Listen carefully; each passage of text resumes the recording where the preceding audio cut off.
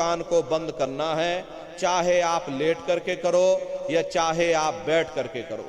यही कहा गया है कि भाई आंख कान मुख बंद कराओ, अनहद झिंगा शब्द सुनाओ। यानी पहले अपनी आंख को बंद करो, अपने मुख को बंद करो, दोनों उंगली कानों में डाल करके ये कानों को जरा बंद कर लो और ऊंचे से ऊंचा ध्यान दे करके उस आवाज को सुनने की कोशिश करो। प्रेमी भाई बहनों, जब आप अपने कानों को बंद करके और अंतर में गौर से सुनोगे तो आपको ऐसा अनुभव होगा कि कहीं सीटी जैसी आवाज हमारे कानों में बज रही। टी, इस तरह से सीटी जैसी आवाज शुरू में आप सभी को सुनाई पड़ेगी।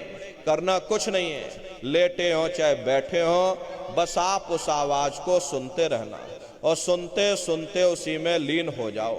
जब आप उसमें लीन हो जाओगे तो कुछ समय बाद में दोबारा आपको अनुभव होगा कि कहीं बड़ी दूर से एक महीन आवाज, घंटे और शंख की आवाज हमारे कानों में बज रही। जैसे मंदिरों में घंटियां बजती हैं, टन टन टन टन, तो बाहर तो आपने नकल किया। महात्माओं ने कहा था ये शरीर तुम्हारा सच्चा हरि मंदिर है। इसी हरि मंदिर के अंदर 24 घंटे वो घंटे और शंख की आवाज गूंज रही। उसी घंटे शंख की आवाज को महात्माओं ने शब्द कहा। अरे आपकी धर्म पुस्तकों में लिखा है कि पोथी पढ़ पढ़ जग मुआ, पंडित भया न कोई, 2.5 अक्षर प्रेम का, पढ़े सो पंडित होई। दुनिया वाले कहते हैं 2.5 अक्षर का मतलब प्रेम है। अरे प्रेम नहीं है, प्रेम में तो मात्रा लगी हुई। यहाँ पर जिस 2.5 अक्षर का वर्णन उन महात्माओं ने किया है वो है शब्द, शा आदा बा और दा। उसी शब्द को महात्माओं ने नाम कहा। कल युग जोग न यज्ञ न ज्ञाना, एक आधार नाम गुण गाना। कलयुग में न योग है, न यज्ञ है, न ये ज्ञान है। तो कलयुग में क्या है? कलयुग केवल नाम आधारा, सुमिर सुमिर नर उतर ही पारा। कलयुग में केवल नाम का आधार है।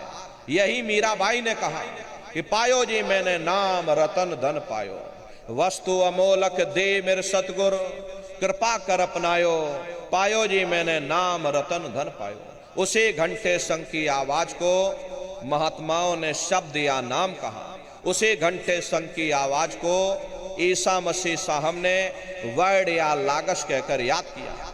उसी घंटे शंख की आवाज को गुरु नानक साहब ने अनहद वाणी कहकर याद किया। चीन में जो महात्मा हुए उन्होंने इसको ताओ कहकर याद किया। मुसलमान फकीरों ने इसे कलमा कहकर याद किया।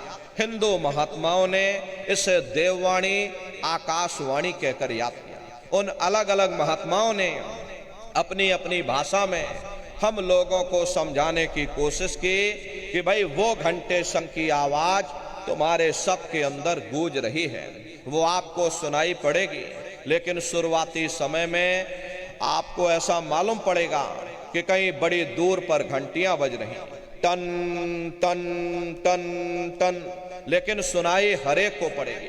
प्रेमी भाई बहनों, जब घंटे और शंख की आवाज आपको अपने अंदर सुनाई पड़ने लग जाए तब आप सीटी की आवाज को छोड़ देना और घंटे शंख की आवाज को पकड़ लेना, क्योंकि सीटी की आवाज सिर्फ एक माध्यम है, आपको असली आवाज तक पहुंचा देगी। और जब असली आवाज सुनाई पड़ने लग जाए, यानी घंटे शंख की आवाज सुनाई पड़ने लग जाए, तब आप सीटी की आवाज को छोड़ देना और घंटे शंख की आवाज को पकड़ लेना, उसको सुनने लग जाना। जब आप उसको सुनने लग जाओगे तो वो आवाज धीरे धीरे बढ़ना शुरू होगी और बढ़ते बढ़ते इस कदर बढ़ेगी कि आपके रोम रोम में घंटे और शंख की आवाज गूंजने लग जाएगी। बड़े घनघोर आवाज होती है, बड़े मधुर वो आवाज होती है कि दुनिया भर के गाने जो आप लोग बाहर सुनते हो, उस संगीत के सामने ये दुनिया के संगीत कुछ नहीं है। जब आप उस संगीत को सुनोगे, इतना भारी आनंद आपके ऊपर छा जाएगा, इतनी खुशी आपको होगी, ऐसा नशा आपके ऊपर चढ़ जाएगा कि आप सारी दुनिया को भूल जाओगे। शंकर भगवान को वही नशा चढ़ा था। शंकर भगवान कोई गांजा भांग नहीं पीते थे। ये तो हमने आपने शंकर भगवान को भी बदनाम कर दिया कि शंकर भगवान गांजा भांग पीते थे तो चलो हम भी गांजा भांग पिएंगे, और सब के सब गजेड़ी हो गए। प्रेमी भाई बहनों, शंकर भगवान ने कभी गांजा भांग नहीं पिया। शंकर भगवान जिस नशे में लीन रहते थे वो नाम का नशा था, वो ध्यान का नशा था, वो भक्ति का नशा था। जब आप उस आवाज को सुनोगे तो आपको भी वो नशा चढ़ जाएगा, क्योंकि उस आवाज में चुंबक है। जब आप उस आवाज को सुनोगे तो वो आवाज आपको अपनी ओर खींचेगी, और जब खिंचाव होगा तो जीवात्मा का फैला हुआ प्रकाश 9 दरवाजों से सिमटने लगेगा। अब ये 9 दरवाजे कौन कौन से हैं? देखो प्रेमी भाई बहनों, अच्छी तरह आप लोग समझिएगा, ये बहुत बड़ा विज्ञान है। दुनिया का विज्ञान जब समाप्त हो जाएगा तो ये विज्ञान प्रारंभ होगा। यही सच्चा सनातन विज्ञान है जो ऋषियों मुनियों ने समझाया, जिसको ये संसार भूल गया और बाहरी पाखंड में और कर्म कांडों में उलझ गया। तो आज सच्चे सनातन विज्ञान को समझने की जरूरत है। तो ये 9 दरवाजे कौन कौन से हैं? 2 आंख, 2 कान, 2 नाक के सुराख, 1 मुंह, 2 मलमूत्र का रास्ता, ये शरीर के 9 दरवाजे हैं। सबसे पहला दरवाजा गुदा चक्र आता है। गुदा चक्र में गणेश जी वास करते हैं। गणेश जी वहां के मालिक हैं। ये 4 दल का कवल है। यहाँ पर पृथ्वी तत्व पाया जाता है। उसके ऊपर इंद्रिय चक्र आता है। इंद्रिय चक्र में ब्रह्मा जी वास करते हैं। ब्रह्मा जी वहाँ के मालिक हैं। ये 6 दल का कवल है। यहाँ पर जल तत्व पाया जाता है। उसके ऊपर ये नाभि चक्र आता है। नाभि चक्र में विष्णु जी वास करते हैं। विष्णु जी यहाँ के मालिक हैं। ये 8 दल का कवल है। यहाँ पर अग्नि तत्व पाया जाता है। उसके ऊपर ये हृदय चक्र आता है। हृदय चक्र में शिव जी वास करते हैं। शिव जी यहाँ के मालिक हैं। ये 12 दल का कवल है। यहाँ पर वायु तत्व पाया जाता है। अरे वास तो वो ऊपरी मंडलों में, ऊपरी लोकों में वास करते हैं, लेकिन उनका प्रकाश, उनकी किरणें इन चक्रों पर पड़ती हैं। उसी के ऊपर एक कंठ चक्र आता है। यहाँ पर आद्या महाशक्ति की किरणें पड़ती हैं। ये 16 दल का कवल है। और आप सबसे ऊपर, तुम्हारी जीवात्मा सबसे ऊपर दोनों आंखों के मध्य भाग में बैठी है, जहां पर ये देवियां बिंदी लगाती हैं और पुरुष जहां पर ये टीका लगाते हैं। ये बिंदी और टीका यहाँ पर हम लोग इसीलिए लगाते हैं क्योंकि यहीं पर हमारी जीवात्मा बैठी है, उसका श्रृंगार किया जाता है। ये 10वां द्वार है जहां पर तुम्हारी जीवात्मा बैठी हुई है, इसी को 10वां द्वार कहते हैं। अरे आप लोग रोज चौपाई गाते हो कि मंगल भवन अमंगल हारी, द्रवं सुदशरथी अजर बिहारी। इसका अर्थ जरा समझने की कोशिश करो। प्रेमी भाई बहनों, ये शरीर तुम्हारा मंगल भवन है, तुम्हें अमंगलों से बचाने वाला, तुम्हें नरकों चौरासियों से बचाने वाला ये पंच भौतिक शरीर ही तुम्हारा मंगल भवन है। इस मंगल भवन के 10 दरवाजे हैं और 10वें दरवाजे पर ये अजर बिहारी यानी कि तुम्हारी जीवात्मा बैठी है। और यहीं पर बैठ करके जीवात्मा अपने प्रकाश को 9 दरवाजों में फैलाती है, जिससे तुम्हारा ये शरीर चलता है, तुम्हारे हाथ चलते हैं, तुम्हारे पैर चलते हैं। जब आप भजन करोगे और घंटे शंख की आवाज को सुनोगे तो उस आवाज में चुंबक है, वो आवाज आपको अपनी ओर खींचेगी। और जब खिंचाव होगा तो जीवात्मा का फैला हुआ प्रकाश 9 दरवाजों से सिमट करके यही 10वें दरवाजे पर इकट्ठा हो जाएगा। और जैसे ही सारी शक्ति, सारी चेतना सिमट करके यहाँ पर इकट्ठी हुई तो शब्द क्या काम करेगा? शब्द तुम्हारी जीवात्मा को खींच करके इस शरीर से बाहर कर देगा। फिर आप अपनी आंखों से देखिएगा कि हमारा शरीर ये है, हम ये खड़े। आप अपने शरीर से अलग हो जाओगे। जैसे चिड़िया होती है, चिड़िया घोंसले से निकल करके आसमानों की उड़ान भरती है और शाम को फिर अपने घोंसले में आ जाती है।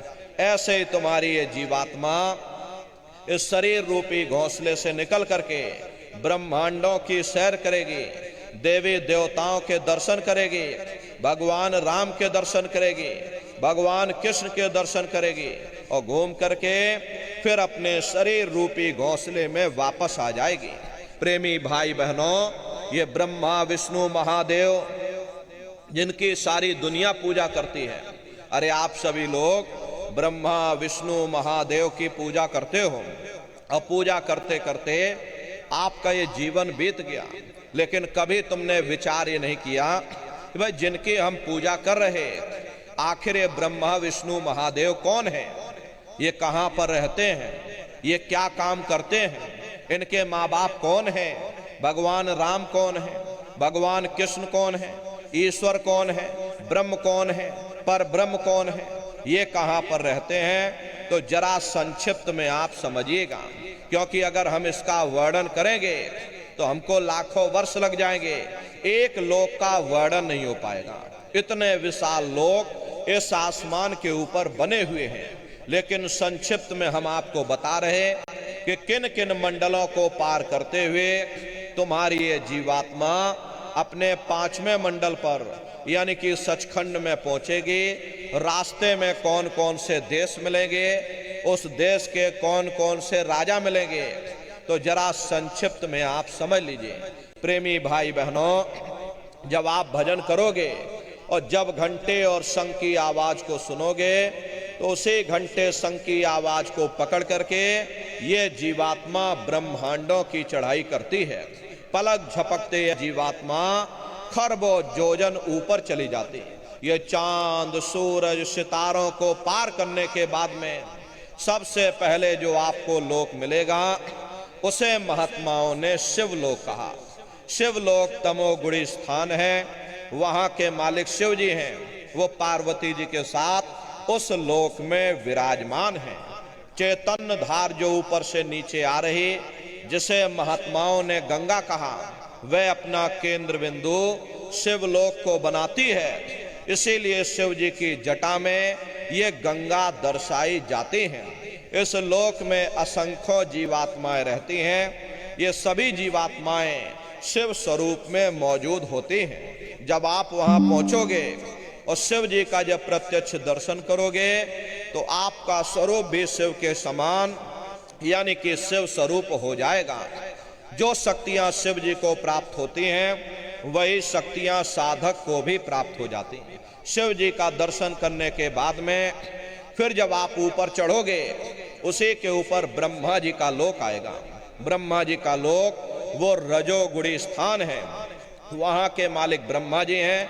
वो गायत्री सावित्री और सरस्वती के साथ उस लोक में विराजमान हैं। और ब्रह्मा जी का दर्शन करने के बाद में फिर घंटे शंख की आवाज को पकड़ करके फिर जब आप ऊपर चढ़ोगे उसी के ऊपर विष्णु लोक आएगा। विष्णु लोक वो सतोगुणी स्थान है। वहां के मालिक विष्णु जी हैं। उनका बड़ा मनमोहक स्वरूप है। उनकी 4 भुजाएं हैं और चारों भुजाओं में शंख गदा पद्म और चक्र सुशोभित है।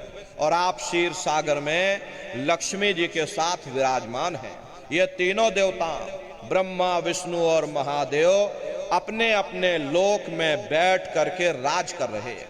एक रचयिता है जो हम जीवों को रचता है, एक पालनहार है जो हम जीवों को पालता है, एक संहार करता है जो हम जीवों को नष्ट कर देता। एक का काम है शरीर को बनाना, एक का काम है शरीर की सुरक्षा करना, एक का काम है शरीर को नष्ट कर देना। इनकी जो माता है वो आद्या महाशक्ति हैं। ब्रह्मा विष्णु महादेव लोक के ऊपर वो आद्या महाशक्ति का लोक आता है। उसी को देवी दुर्गा का लोक कहा जाता है। और उसी लोक को पार करने के बाद में सबसे पहला देश पड़ता है, या यूं कह लीजिए कि पहली राजधानी पड़ती है, जिसे महात्माओं ने सहस दल कवल कहा। वहां के जो मालिक हैं वो निरंजन भगवान हैं। ये ब्रह्मा विष्णु महादेव ये निरंजन भगवान के ही पुत्र हैं। और ये आद्या महाशक्ति देवी दुर्गा ये निरंजन भगवान की अर्धांगिनी है। निरंजन भगवान स्वयं तीनों लोकों के मालिक हैं। उन्हीं को त्रिलोकीनाथ कहा जाता है। हिंदू उन्हीं को परमात्मा कहते हैं, मुसलमान उन्हीं को खुदा कहते हैं, ईसाई उन्हीं को गॉड कहते हैं। ये जल एक है। जल को चाहे आप पानी कह लो, चाहे वाटर कह लो, चाहे आप नीर कह लो। इसी तरह प्रेमी भाई बहनों, वो परमात्मा एक है। हम लोग लफ्जों के झगड़े में उलझे हुए हैं। घंटे और शंख की आवाज जो हर इंसान के अंदर गूंज रही, वो आवाज उन्हीं के मुखार बिंद से हो रही। निरंजन भगवान का जो स्वरूप है वो ज्योति स्वरूप है। हजार बाती की अखंड ज्योति बराबर वहां जलती है। अरे हम लोग यहाँ मंदिरों में ज्योत जलाते हैं, ये तो हम आप उसकी नकल करते हैं। महात्माओं ने आपको चिन्ह बता दिया कि भाई उनका ऐसा स्वरूप है, तो हम लोग यहाँ पर नकल करने लगे। इस ज्योति में तेल की जरूरत पड़ती है, बाती की जरूरत पड़ती है। तेल बाती खत्म हो जाए, ज्योति तुम्हारी बुझ जाएगी। लेकिन वो अखंड ज्योति वहां पर ऐसी जल रही जिसमें ना तेल की जरूरत है और ना बाती की जरूरत है। अरे महात्माओं ने लिखा है, उल्टा कुआं गगन में तिसमें जरे चिराग, तिसमें जरे चिराग, बिना रोगन बिन बाती, 6 ऋतु 12 मास जरत रहे दिन राती। सतगुर मिले जो होए ताहि की नजर में आवे, बिन सतगुर नहीं कोई वाह को दर्शावे। वो अखंड ज्योति ऐसी है जिससे पूरा ब्रह्मांड प्रकाशवान हो रहा।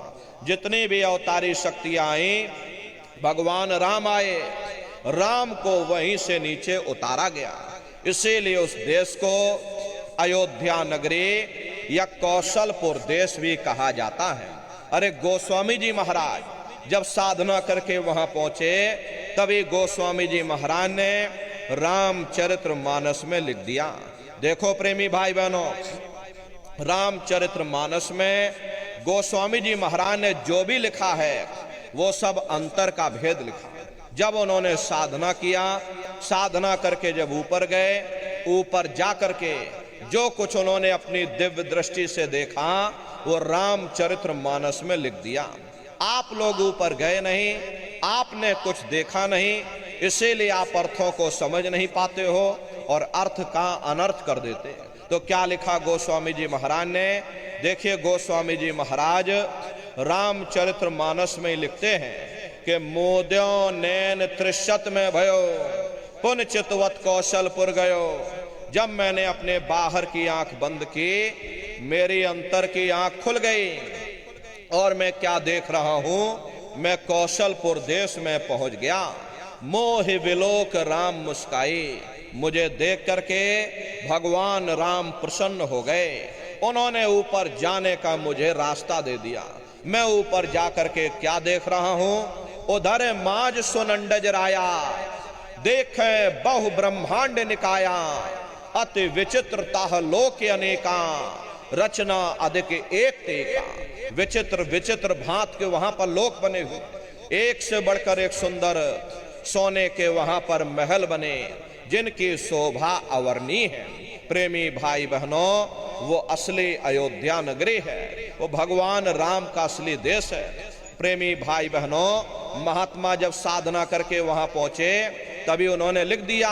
यही मीराबाई ने कहा, यही कबीर साहब ने लिखा, अचरज देखा भारी साधो, अचरज देखा भारी रे, बिना बजाए निस्दिन बाजे, घंटा शंख नगारी रे, बहरा सुन सुन मस्त होते है, तन की खबर बिसारी रे, बिन भूमि के महल बना है, तामे जो तुजारी रे, अंधा देख देख सुख पावे, बात बतावे सारी रे, जीता मरकर फिर जी जावे, बिन भोजन बलधारी रे, और ब्रह्मानंद संत जन बिरला, कोई समझे बात हमारी रे।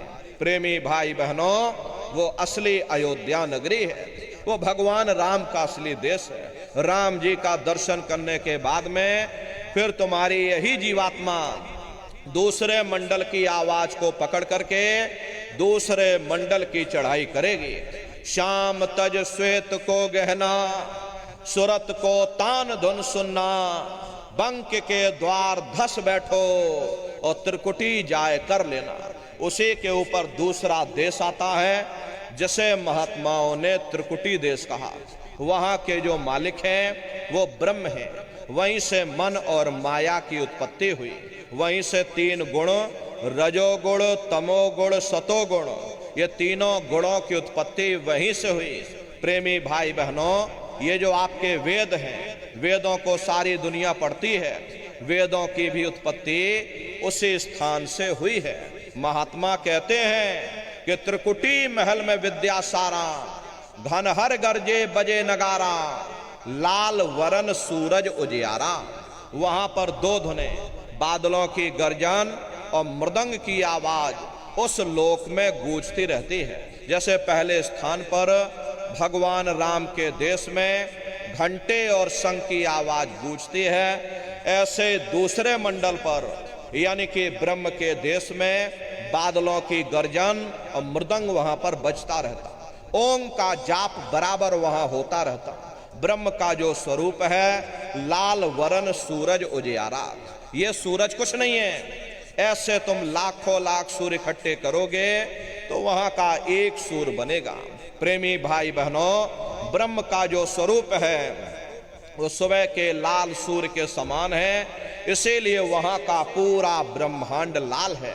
महात्मा जब साधना करके वहां पहुंचे तभी महात्माओं ने लिख दिया, लाली मेरे लाल की जित देखूं तो लाल, लाली देखन में गई मैं भी हो गई लाल। वो पूरा ब्रह्मांड ही लाल है। तो जितने साधक वहां पहुंच जाते हैं उन सभी को योगेश्वर कहा जाता है। योगेश्वर की पदवी उन्हीं को मिलती है जो ब्रह्म स्थान तक पहुंच रखते हैं। जैसे व्यास जी हुए, वशिष्ठ जी हुए, वाल्मीकि जी हुए, इन सब की पहुंच वहीं तक थी। इसीलिए कहा गया कि वाल्मीकि भय ब्रह्म समाना। जब इनकी जीवात्मा वहां पहुंची और जब इन्होंने ब्रह्म का दर्शन किया, इनका स्वरूप भी ब्रह्म के समान यानी कि ब्रह्म स्वरूप हो गया। तो जितने साधक वहां पहुंच जाते हैं उन सभी को योगेश्वर कहा जाता है। योगेश्वर भगवान श्री कृष्ण उसी देश में वास करते हैं। ये जो ब्रह्म देश है वो श्री कृष्ण भगवान का ही देश है और श्री कृष्ण भगवान वहीं पर रहते हैं। ये बाहर की जन्माष्टमी नहीं है जो आप लोग यहाँ जन्माष्टमी मनाते हो, ये तो आप नकल करते हो। महात्माओं ने कहा था भाई सही मायने में तुम जन्माष्टमी कब मनाओगे? जब तुम्हारी ये जीवात्मा पांच तत्वों जल पृथ्वी अग्नि वायु आकाश और तीन गुण रजोगुण तमोगुण सतोगुण यानी पांच तत्व तीन गुणों से परे हो करके ब्रह्म देश में पहुंच करके जब तुम कृष्ण भगवान का दर्शन कर लोगे तब सही मायने में जन्म अष्टमी मनाई जाएगी। वहां कृष्ण भगवान का दर्शन करने के बाद में फिर तुम्हारी यही जीवात्मा तीसरे मंडल की आवाज को पकड़ करके और तीसरे मंडल की चढ़ाई करेगी। आगे पहुंची सुन झंकार, ररंकार धुन सुनी पुकार, आगे श्वेत सुन्न है भाई, मान सरोवर पैठ नहीं। उसी के ऊपर तीसरा देश आता है जिसे महात्माओं ने सुन्न देश कहा। उसी को रारंग देश कहा जाता है, उसी को अक्षर और नेति कहा जाता है। वहाँ के जो मालिक हैं वो रारंग पुरुष यानी कि पर ब्रह्म पुरुष हैं। वहाँ किंगरी और सारंगी दो धुनें उस लोक में गूंजती रहती हैं और पर ब्रह्म पुरुष का जो स्वरूप है वो पूर्णमासी के चंद्रमा के समान बड़ा ही मनमोहक स्वरूप है।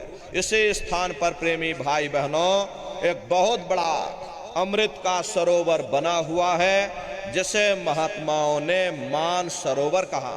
जब तुम्हारी ये जीवात्मा उस मान सरोवर में जाकर स्नान कर लेगी तो जन्म जन्मांतरों के तुम्हारे मैले पाप कर्म साफ हो जाएंगे। अरे यहाँ के पानी से तुम्हारे कर्मों की सफाई नहीं होने वाली। ये बाहर का पानी तुम्हारे शरीर के मैल को धो सकता, लेकिन जो पापों का मैल है, जो अंतःकरण में कर्मों की गंदगी, पुण्य और पाप के बोझे जो आपने अपने ऊपर लाद रखे हैं वो जब साफ होंगे, जब आप तीसरे मंडल पर पहुंच करके उस गंगा में डुबकी लगाओगे। उस गंगा में स्नान करने के बाद में ये जीवात्मा हंस रूप हो जाती है। हंसन मिले हंसा हो जाई, मिले जो अमीय आहारा है। जीवात्मा का खुद का प्रकाश उस अमृत के सरोवर में स्नान करने के बाद में 16 सूर्य के बराबर हो जाता। फिर यही जीवात्मा चौथे मंडल की आवाज को पकड़ करके चौथे मंडल की चढ़ाई करेगी। 2 पर्वत के संग निहारो, भंवर गुफा ते संत पुकारो। 2 पर्वतों को पार करने के बाद में वो बड़ा सुंदर देश आता है जिसे महात्माओं ने भंवर गुफा कहा। वहां के जो मालिक हैं वो सोहंग पुरुष हैं, मां नहीं है, हापे अंक की मात्रा, सोहंग पुरुष। वहां बंसी यानी मुरली की मधुर ध्वनियां सदा उस लोक में उच्चारण होती रहती। और सोहंग पुरुष का जो स्वरूप है वो दोपहर के सूर्य के समान महाप्रकाशवान स्वरूप है। अरे स्वरूप में अंतर है। पहले स्थान पर निरंजन भगवान का जो स्वरूप है वो ज्योतिष स्वरूप है। दूसरे स्थान पर ब्रह्म का जो स्वरूप है वो सुबह के लाल सूर्य के समान है। तीसरे स्थान पर ब्रह्म पुरुष का जो स्वरूप है वो पूर्णमासी के चंद्रमा के समान है। और चौथे स्थान पर सोहंग पुरुष का जो स्वरूप है वो दोपहर के सूर्य के समान महाप्रकाशवान स्वरूप है। वहां के धनी का दर्शन करने के बाद में ताके परे धाम सतनामा, बीन बजे सतलोक ठिकाना।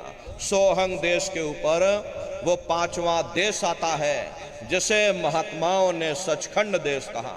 वो सचखंड देश अजर अमर अविनाशी सदा एक रस रहने वाला देश है। वहां न काल है, न कर्म है, न दुख है, न संताप है, न पुण्य है, न पाप है।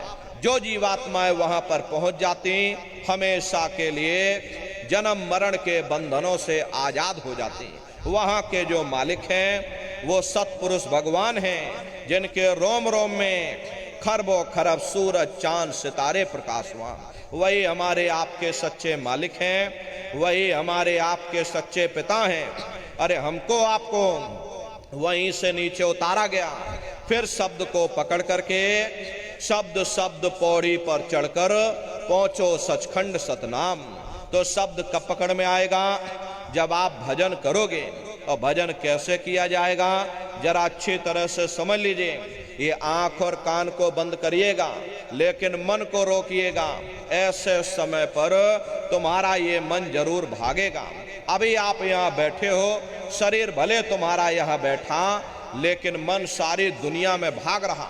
किसी को बाल बच्चों की याद आ गई, ये मन बाल बच्चों में पहुंच गया। कोई दुकान दफ्तर छोड़ करके आया, मन दुकान दफ्तर में पहुंच गया। कोई खेती बाड़ी छोड़ करके आया, शरीर बेचारा यहाँ बैठा, मन खेत में गेहूं काट रहा। तो ऐसे भजन से कोई लाभ नहीं होगा। कबीर साहब ने लिखा है कि कबीर पापी भगत न भावई, हर पूजा न सुहाए, और माखी चंदन पर हरे, जहां विगंध तह जाए। जैसे मक्खी चंदन या कस्तूरी पर नहीं बैठती है बल्कि रात दिन गंदगी में भिनभिनाती रहती, ठीक उसी प्रकार से हम मनुष्यों का हाल है।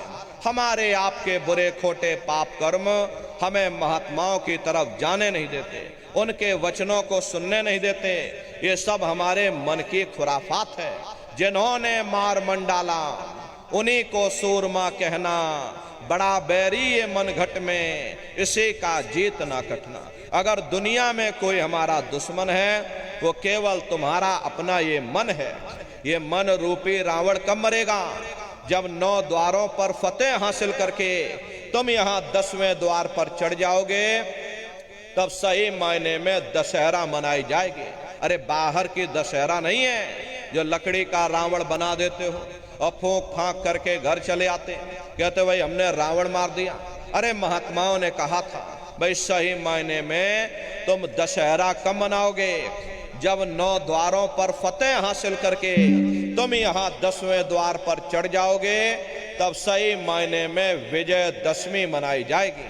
तब ये मन रूपी रावण तुम्हारा मरेगा और तब तुम्हारी ये जीवात्मा, इसे जीवात्मा को महात्माओं ने राम भी कहा। हम कोई अपने मन से नहीं कह रहे, धर्म ग्रंथों में लिखा हुआ है। एक राम दशरथ का बेटा, एक राम घट घट में लेटा, एक राम का शकल पसारा, एक राम है सबसे न्यारा। एक वो राम है जो अयोध्या के वासी हैं और एक राम घट घट में लेटे, यानी हमारी आपकी ये जीवात्मा जो हर एक के अंदर मौजूद है। महात्माओं ने कहा भाई एक वो राम है, एक राम का सकल पसारा, यानी पहले स्थान के मालिक वो निरंजन भगवान जिनको दुनिया त्रिलोकीनाथ कहती है, जिनका ये पूरा पसारा, ये पूरा संसार है। महात्माओं ने कहा भाई एक वो राम है और एक राम है सबसे न्यारा, पांचवें स्थान के मालिक वो सतपुरुष भगवान जो हमारे आपके सच्चे पिता हैं। महात्माओं ने कहा भाई एक वो राम है। तो महात्मा तो उस राम की महिमा गाते हैं। मोटी बात आप पकड़िए कि भजन कैसे करोगे। ये आंख कान को बंद कर लेना, अंतर में गौर से सुनिएगा। शुरू में सीटी जैसी आवाज आपको सुनाई पड़ेगी, उसे पकड़ लेना, लगातार उसको सुनते रहना, सुनते सुनते उसी में लीन हो जाओ। जब कुछ दिनों तक लगातार सुनते रहोगे तो एक समय ऐसा आएगा कि आपको ऐसा अनुभव होगा कि कहीं बड़ी दूर से एक महीन आवाज, घंटे और शंख की आवाज हमारे कानों में बज रही। और जब घंटे शंख की आवाज आपको अपने अंदर सुनाई पड़ने लग जाए, तब आप सीटी की आवाज को छोड़ देना और घंटे शंख की आवाज को पकड़ लेना। एक बार प्रेमी भाई बहनों आप उस आवाज को पकड़ लो, फिर वो आवाज आपको नहीं छोड़ेगी, खींच करके शरीर से बाहर कर देगी। रोज आना, रोज जाना, रोज ब्रह्मांडों की सैर करना, रोज देवी देवताओं के दर्शन करना, रोज घर बैठे भगवान राम के दर्शन करना, रोज घर बैठे भगवान कृष्ण के दर्शन करना और घूम करके फिर अपने शरीर रूपी घोंसले में वापस चले आना।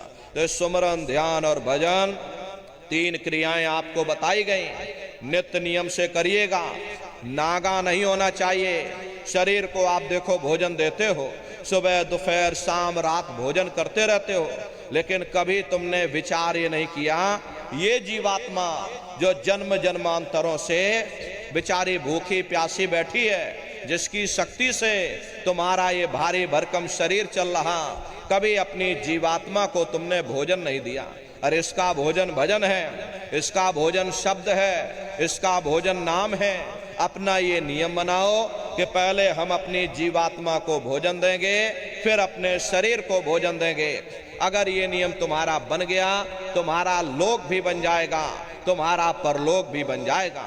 प्रेमी भाई बहनों, उस मालिक को पाने के लिए तुम्हें कोई घर बार नहीं छोड़ना है, तुम्हें कोई जात बिरादरी नहीं बदलनी है। ये जात पात के रगड़े झगड़े ये तुम्हारे अपने नहीं हैं, ये सिर्फ मन की खुराफात है। अरे आप सभी लोग बुद्धिमान हो, अपनी अपनी बुद्धि से आप स्वयं विचार करके देखिएगा।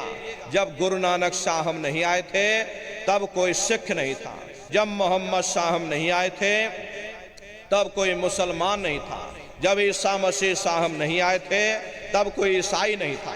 और पीछे लौटते चले जाओ तो केवल मनुष्य ही मनुष्य रह जाते हैं। ये रगड़े झगड़े किसने पैदा किए? ये हमने आपने पैदा किए।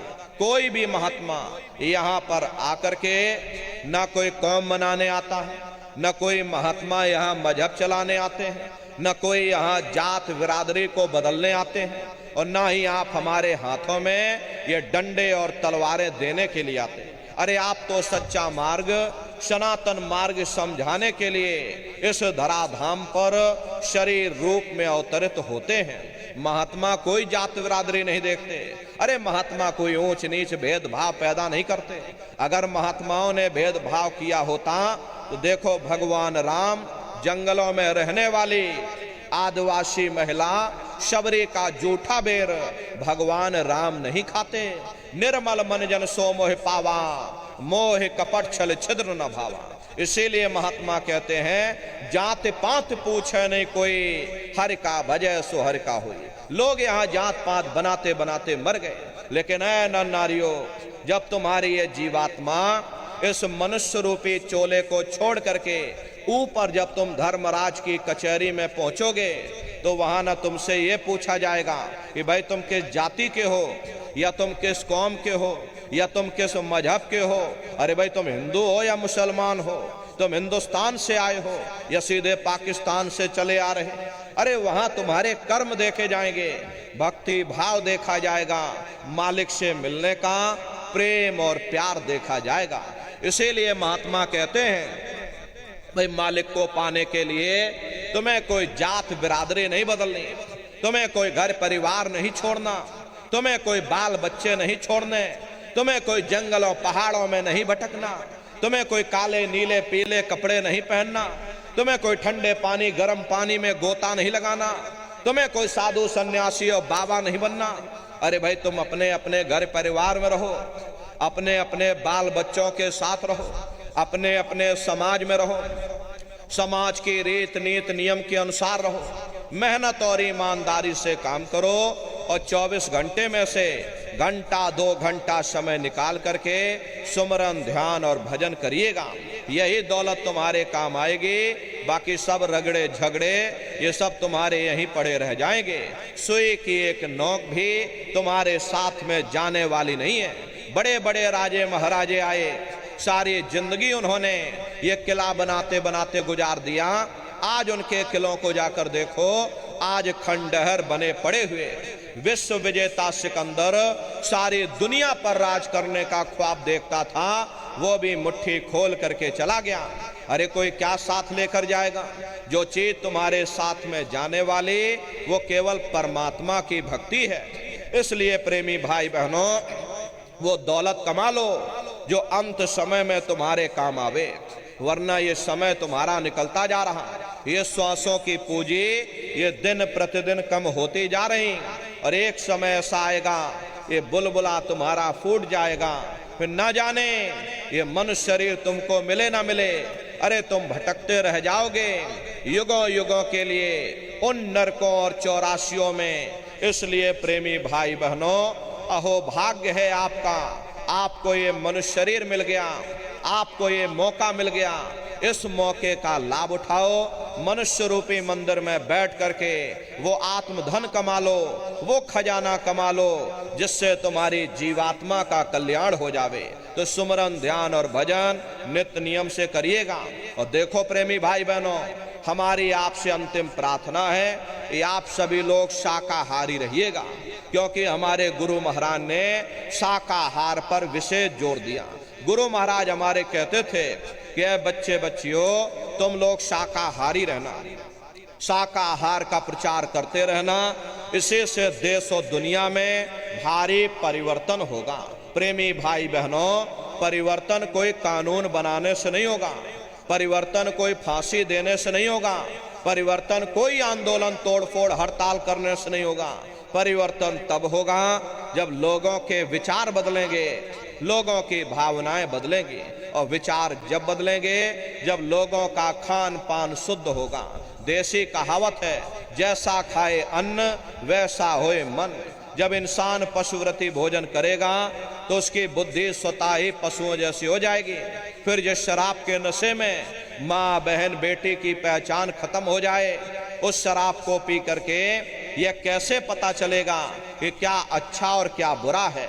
यही कारण है कि आज घर समाज में ये दुनिया भर के अत्याचार और दुनिया भर के व्यभिचार फैले हुए। अरे हम लोग मंदिर बनवाते हैं, उन मंदिरों में नहा धो करके जाते, कहते भाई परमात्मा के रहने की जगह है, हमको नहा धो करके जाना चाहिए, फूल अगरबत्ती ले जाना चाहिए। कोई उन मंदिरों में कूड़ा कचरा नहीं डालता। अगर कूड़ा कचरा डालोगे तो आपस में लाठियां चल जाएंगी।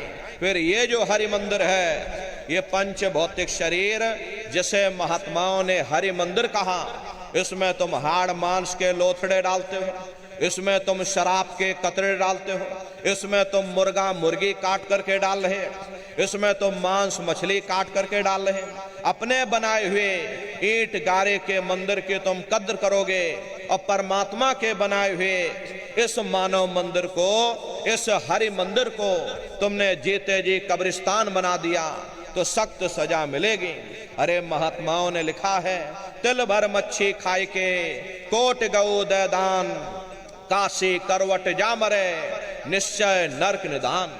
यदि तिल भर भी मच्छी खा करके फिर चाहे कोटान कोट तुम गऊओं का दान करो और काशी में जा करके मत्था रगड़ते रगड़ते अपनी पूरी जिंदगी वहां पर गुजार दो, फिर भी तुमको तुम्हारे गुनाहों की सजा मिलेगी, कोई बच नहीं सकता।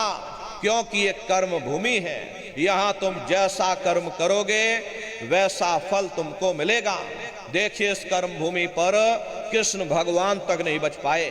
उस समय बाली को छिप करके बाण मारा, वही बाली कृष्ण अवतार में बहेलिया बन करके आ गया। कृष्ण भगवान के पैरों में पद्म चमकता था, हिरण की आंख समझ करके और बहेलिये ने निशाना मार दिया। और जब पास में आकर के देखा कृष्ण भगवान थे, अफसोस करने लगे। लेकिन कृष्ण भगवान ने उसको समझाया कि भाई इसमें तुम्हारा कोई दोष नहीं, उस समय हमने तुमको मारा, आज तुमने हमको मार दिया, हमारा तुम्हारा अदला बदला पूरा हो गया। कर्म प्रधान विश्व रच राखा, जो जस करे सो तस फल चाखा। ये कर्मों का ऐसा देश है, यहाँ तुम जैसे बीज बोगे वैसे ही फसल काटोगे। इसलिए प्रेमी भाई बहनों, हमारी आपसे प्रार्थना है कि आप सभी लोग शाकाहारी रहिएगा। ये तरह तरह की बीमारियां जो आज के समय में आ रही, इसका मुख्य कारण एक ही है, लोगों का खान पान गंदा हो गया। अरे आप अपनी बुद्धि से विचार करिए, इंसानों के खून में जब जानवरों का खून मिल जाएगा, इंसानों के अंदर जब जानवरों के कीटाणु पहुंच जाएंगे तो न जानवरों की दवा काम में आएगी न इंसानों की दवा काम में आएगी। तो परिणाम क्या होगा? ऐसी महामारियां फैलेंगी। अभी कोरोना जैसी महामारी आई, पूरा विश्व तबाह हो गया, लोग अपने अपने घरों में कैद हो गए, कोई किसी से मिलने को तैयार नहीं। न जाने कितने घर परिवार उजड़ गए, न जाने कितनी लाशें बह गईं, न जाने कितने बच्चे अनाथ हो गए, न जाने कितनी माताएं विधवा हो गईं। लाखों लाख रुपया लेकर के लोग अस्पतालों के चक्कर काटते रह गए, एक ऑक्सीजन का सिलेंडर नसीब नहीं हुआ। कारण क्या है? कारण यही है, जब जानवरों के कीटाणु इंसान के शरीर में प्रवेश कर जाएंगे, आने वाले समय में ऐसी महामारियां और फैलेंगी। हमारे गुरु महाराज परम संत बाबा जय गुरुदेव जी महाराज सन 70 के दशक में ये भविष्यवाणी किया करते थे कि बच्चा आगे नई नई बीमारियां आएंगी। पहले बीमारियों की हवा चलेगी, फिर बीमारियों की आंधी आएगी, फिर बीमारियों की सुनामी आएगी। अरे लाशें पड़ी घर घर में सड़ेंगी, बचाने वाला मिलेगा ना कोई, जमाना बदलेगा। कहे जय गुरुदेव पुकार, जमाना बदलेगा। इसलिए हमारी आपसे प्रार्थना है कि आप सभी लोग शाकाहारी रहिएगा। कोई ऐसा नशा मत करो जिससे बुद्धि तुम्हारी पागल हो जाए और घर में माँ बहन बेटी की पहचान खो दो। अरे आप अपने आप को कट्टर हिंदू मानते हो? अरे भाई हम कट्टर हिंदू हैं, हमसे बड़ा सनातनी दुनिया में कोई नहीं। हम भगवान राम को मानने वाले, हम बजरंगबली को मानने वाले और हम भगवान कृष्ण को मानने वाले। अरे भाई आप राम को मानते हो और आप कृष्ण को मानते हो तो उनके आदर्शों पर भी चलना सीखो। भगवान राम ने कभी नहीं कहा कि तुम मांस खाओ, यह भगवान कृष्ण ने कभी नहीं कहा कि तुम शराब पियो। जितने देवी देवता अवतार हुए सभी यही कह करके गए, अहिंसा परमो धर्म। अगर हमने किसी को बनाया नहीं तो मिटाने का अधिकार हमारे पास नहीं। अरे आप इंसान हो, इंसान का काम है दया करने का, दया धर्म का मूल है। इसलिए आप जीवों पर रहम करो, रूहों पर रहम करो। सभी लोग शाकाहारी रहना, शाकाहार का प्रचार अपने अपने क्षेत्रों में बराबर आप लोग करते रहिएगा। अरे सतयुग कैसे आएगा? राम राज कैसे आएगा? राम राज कोई भाषण देने से नहीं आएगा, राम राज कोई नारा लगा देने से नहीं आएगा।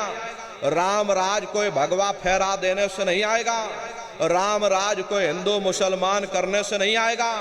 राम राज जब आएगा जब लोगों के अंदर अच्छे विचार आएंगे। वरना राम के समय में भी रावण जैसे असुर होते थे, कृष्ण के समय में भी कंस जैसे असुर होते थे। अरे तब भी लड़ाइयां होती थी, तब भी युद्ध हुआ करते थे। राम राज का मतलब है अच्छे विचारों का आना, और अच्छे विचार जब आएंगे जब हर इंसान मानव धर्म का पालन करेगा। अरे मानव धर्म क्या कहता है? सत्य, दया, अहिंसा, प्रेम और करुणा, यही मानव धर्म का आधार है। जब मानव के अंदर मानवता आ जाएगी, मानव के अंदर दया आ जाएगी, मानव के अंदर करुणा आ जाएगी, ये मानव दूसरों की पीड़ा को अपनी पीड़ा समझने लग जाएगा। अरे जब इंसान के अंदर इंसानियत आ जाएगी तब सही मायने में देश में राम राज आ जाएगा। इसीलिए महात्माओं ने कहा कि राम राज को लाना है तो पहले मानव धर्म अपनाना है। मानव को पहले मानव धर्म अपनाना पड़ेगा, मानव को मानवीय गुण अपनाने पड़ेंगे। इसीलिए हमारे गुरु महाराज कह करके गए, बच्चा गांव गांव जा करके तुम हमारे संदेशों को जन जन के बीच में पहुंचा दो। गांव गांव के लोग शाकाहारी हो जाएं, गांव गांव के लोग सदाचारी हो जाएं, गांव गांव के लोग चरित्रवान हो जाएं, आंखों में माँ बहन बेटी की पहचान कायम हो जाए। तो जब हमारा ये गांव बदल जाएगा तो पूरा समाज बदल जाएगा, निश्चय ही कलयुग में सतयुग आ जाएगा। इसलिए प्रेमी भाई बहनों, धर्म के प्रचार में आप सभी लोग अपना अपना योगदान दीजिएगा। देखिए हमारे गुरु महाराज को, हमारे गुरु महाराज परम संत बाबा जय गुरुदेव जी महाराज ने एक अच्छे समाज के निर्माण के लिए, चरित्रोत्थान के लिए, लोगों को शाकाहारी और सदाचारी बनाने के लिए 116 वर्ष की आयु तक अथक मेहनत और परिश्रम किया। हमारे गुरु महाराज ने अपने गुरु की याद में मथुरा दरबार में इतना विशाल मंदिर बनवाया। अरे गुरु महाराज हमारे कहते थे, बच्चा मंदिर का वो देवता वहां पर बैठ करके बरकत बांट रहा। अरे आप लोग आइए, वहां कोई रुपया पैसा नहीं चढ़ाया जाता, कोई चंदा चुटकी नहीं। अरे आप लोग आए, मंदिर के देवता के सामने अपनी एक बुराई को चढ़ा दीजिए। वहां पर बुराई चढ़ाई जाती है कि हम आज से मांस मछली नहीं खाएंगे, हम आज से अंडा शराब का सेवन नहीं करेंगे, हम आज से झूठ नहीं बोलेंगे, हम आज से किसी को धोखा नहीं देंगे। अरे आप अपनी एक बुराई चढ़ा दो, आपकी एक मनोकामना पूरी होगी। ऐसा वरदानी मंदिर हमारे गुरु महाराज ने अपने गुरु की याद में मथुरा दरबार में बनाया है। गुरु महाराज हमारे कहते थे कि बच्चा इस मंदिर के मुंडेर से यदि कोई पंछी भी गुजर जाएगा उसे मानव योनि मिल जाएगी। ये महिमा गुरु महाराज गा करके गए। गुरु महाराज हमारे कहते थे कि बच्चा इस दरबार में तुम बराबर आते जाते रहना, दया दुआ आशीर्वाद लेते रहना, मंदिर के देवता के सामने अपने गुनाहों की माफी मांगते रहना। समय न मिले महीने में आ जाना, महीने में समय न मिल पाए 6 महीने में आ जाना, 6 महीने में समय न मिल पाए तो साल भर में आ जाना। और जिसको साल भर भी समय न मिला तो महात्मा कबीर कह गए हैं, दरस बरस न कर सके ताको लागे दोष, कहें कबीरता दास की और कभी न पावे मोक्ष। गुरु महाराज हमारे मन से कहते थे कि न नारियों, मैंने जो कुछ पाया है वो अपने गुरु की बदौलत ही पाया है, और अगर तुम मेरे गुरु को भुला दोगे बच्चा मैं तुमको भुला दूंगा। अरे छोड़ दिया जो मथुरा खितौरा, चैन कहीं ना पाओगे, होगा तेरा कोई न सहारा, आखिर में पछताओगे।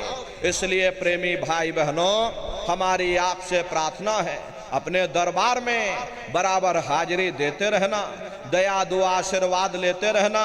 वो हम प्रेमियों का गुरुद्वारा है।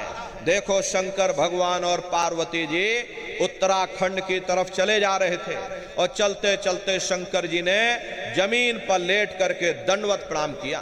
पार्वती जी ने पूछा, भगवान ये बताइए, यहाँ न कोई पेड़ है ना कोई पशु है, ना कोई पंछी है, अरे आप किसको प्रणाम कर रहे? तब शंकर जी ने उत्तर दिया कि पार्वती या भूमि की क्या कहूं वर्णन भाग्य, 10,000 वर्ष पूर्व संत रहे यही जाग। के पार्वती, ये जमीन के बहुत बड़े भाग्य हैं। आज से 10,000 वर्ष पहले एक संत महात्मा ये जमीन पर आकर सत्संग कर गए थे। ये जमीन बहुत पवित्र है, मैं जमीन को प्रणाम कर रहा हूं। अरे आज हमारे गुरु महाराज 50 वर्ष मथुरा आश्रम पर रह करके अपने चरणों से वहां के कण कण को पवित्र किया। प्रेमी भाई बहनों, वो हम प्रेमियों का गुरुद्वारा है, हम प्रेमियों का दरबार है। अपने दरबार में बराबर हाजिरी देते रहना, दया दुआ आशीर्वाद लेते रहना।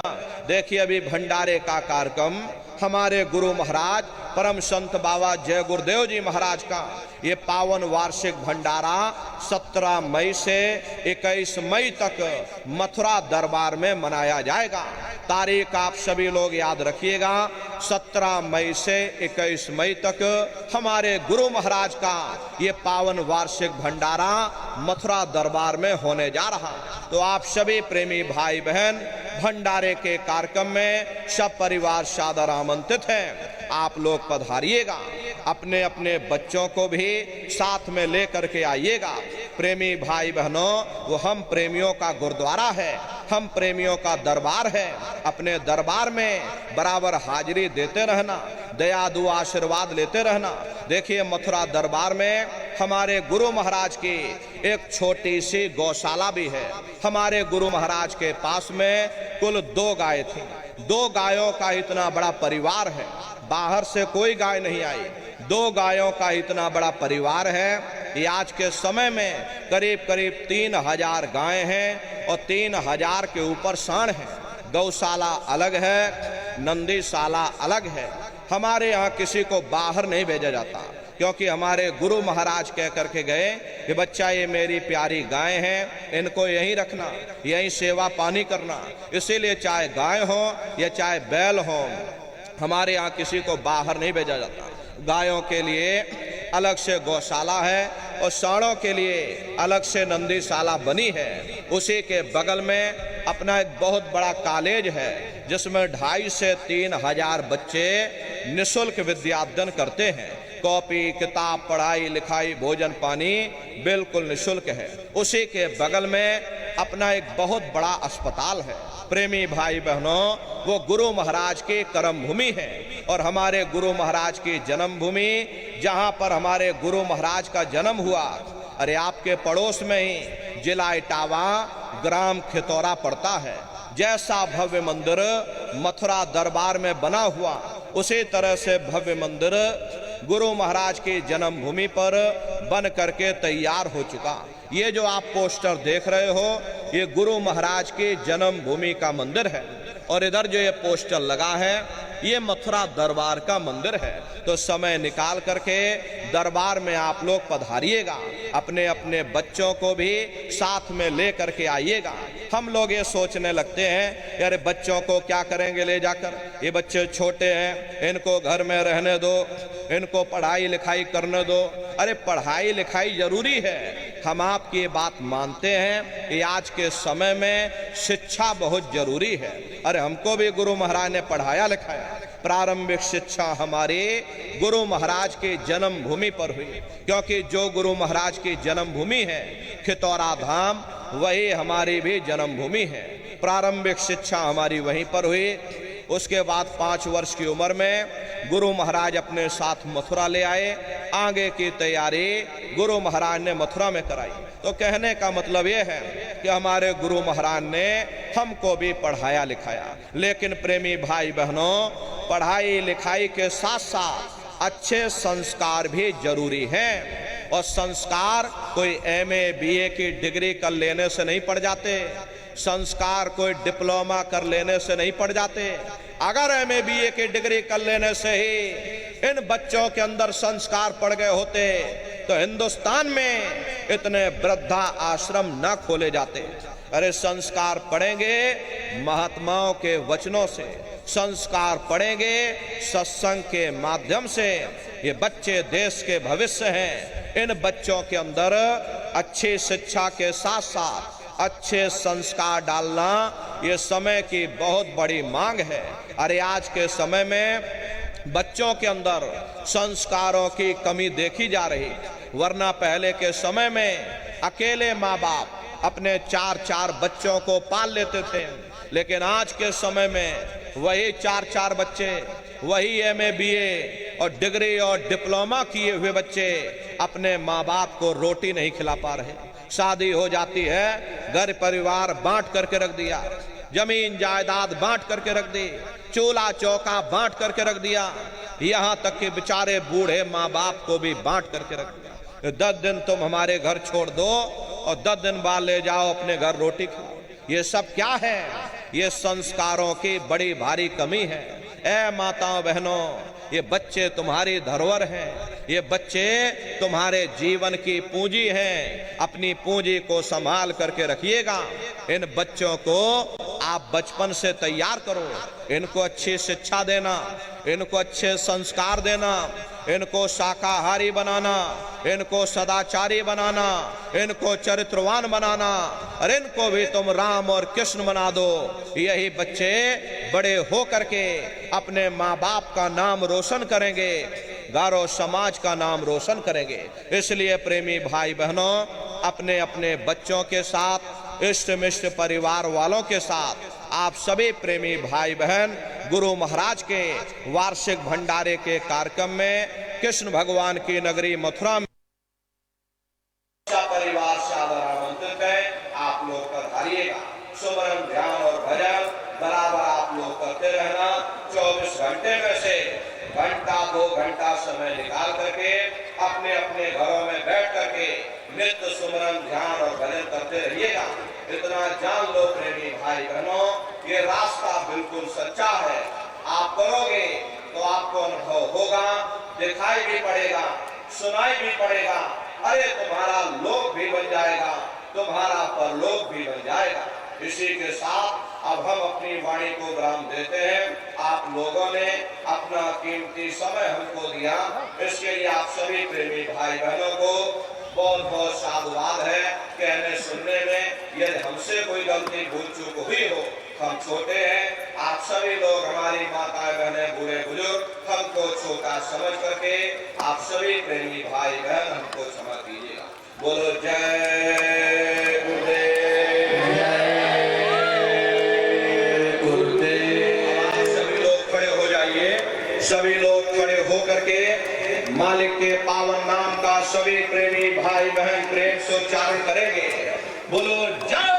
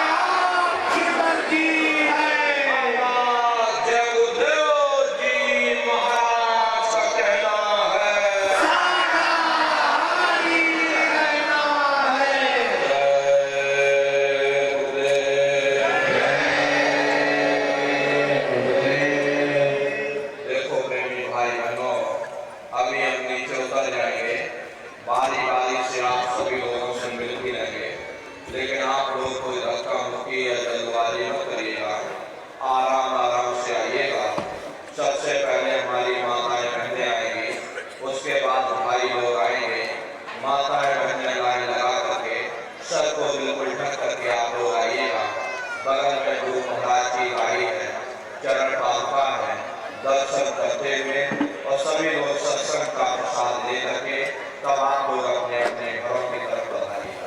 जय गुरुदेव। जय गुरुदेव।